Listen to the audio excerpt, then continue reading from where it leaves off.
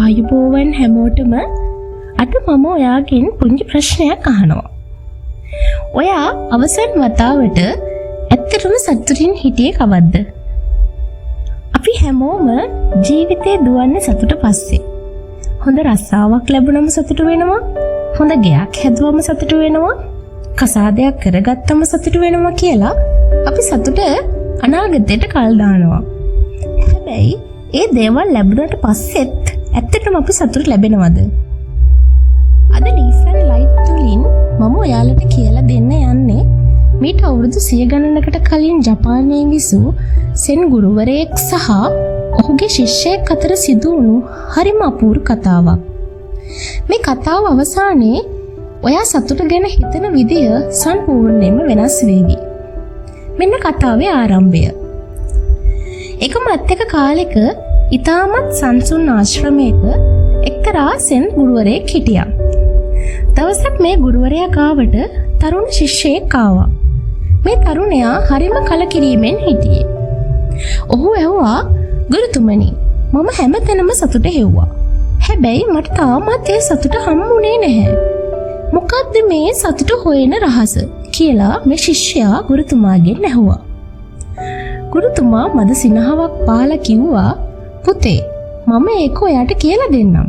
හැබැයි ඊට කලින් ඔයා මට උදව්වක් කරන්න ඕනේ.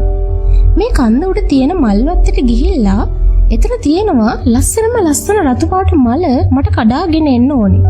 හැබැයි එක කොන්දේසියක් තියෙනවා.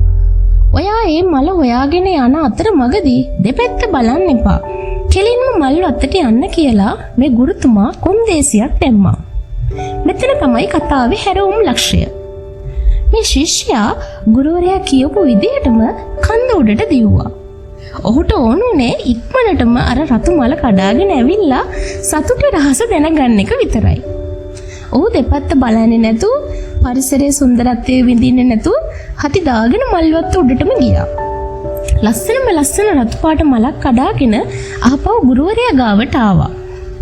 ගුරුතුමා මල අතට අරගෙන මෙහෙම ඇහුවා, "පුතේ, ඔයා එන මගදී දැක්කද පාර අයිනේ තිබුණු ලස්සන දිය ඇල්ල? ඔයා ඇහුවද කුරුල්ලන්ගේ මිහිරි ගීතය? ඔයා අත්විඳද කන්ද උඩින් හමුපු ඒ සිසිල් සුළඟ?" ශිෂ්‍යයා පුදුම වෙලා කිව්වා, "නැහැ ගුරුතුමනි, මම කිසිම දෙයක් දැක්කේ නැහැ. මම හිටියේ ඉක්මනට රතු මල හොයාගෙන ඒක ඔබතුමාට ගෙනත් දෙන හදිස්සියේ. මගේ හිත තිබුණේ මල් වත්තේ විතරයි" කියලා ශිෂ්‍යයා ගුරුතුමාට කිව්වා. මෙන්න මෙතනදී ගුරුතුමා සතුටේ රහස පැහැදිලි කිරීම ආරම්භ කළා. ගුරුතුමා හරිම සංසුන්ව මෙහෙම කිව්වා, "පුතේ, සතුටේ රහසත් ඕකම තමයි.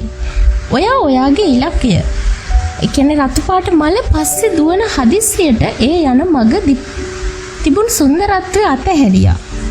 ජීවිතය කියන්නේ රතු මල තියෙන මල් වත්ත නෙවෙයි. ජීවිතය කියන්නේ ඒ මල් වත්තට යන ගමන. අපි හැමෝම කරන්නේ ඕක. අපි ඉලක්කය පස්සේ දුවනවා. සල්ලි පස්සේ දුවනවා.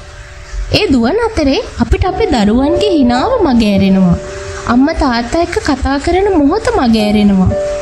සංසුන්ව හුස්ම ගන්න වෙලාවක් නැති වෙනවා. හැබැයි සැබෑ සතුට තියෙන්නේ අනාගතයේ ලැබෙන රතු මලක් ඇතුලේ නෙවෙයි.